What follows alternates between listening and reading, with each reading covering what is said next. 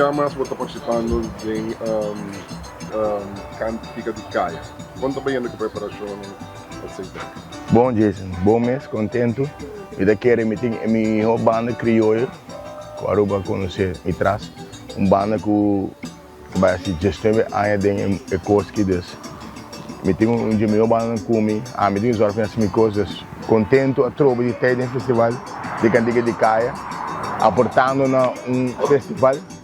E daqui a compromisso não está grande, porque nós trazemos um grupo quase 2 anos de Caia, bem comboios, tem os órfãos que se assim, então os órfãos um bom ambiente de Caia. Como vai compreender que vai representar a grupo do festival na Bonaire? Sim, mas vai festival quando criou no Bonaire, eu quero dizer algo sempre aqui. Depois de ganhar aqui, me encorajou para formar parte de 16. Então, porque assim vai na minha isla também, o que é crioulo, eu me tenho sempre para dar uma das minhas que me tem bem de saúde, a me puxa crioulo sempre, e tudo ainda assim.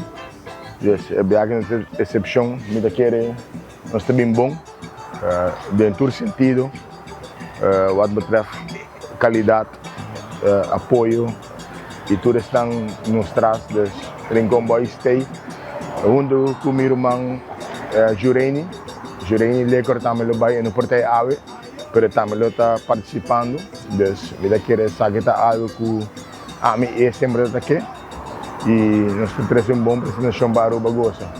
O APA Brasil tem, o que Rincon Boys vai assim, em Brasil está coisa grande, nós temos t-shirt da maneira terça tem mais coisas. Deus diz que é dependente, mas tem coisas heavy.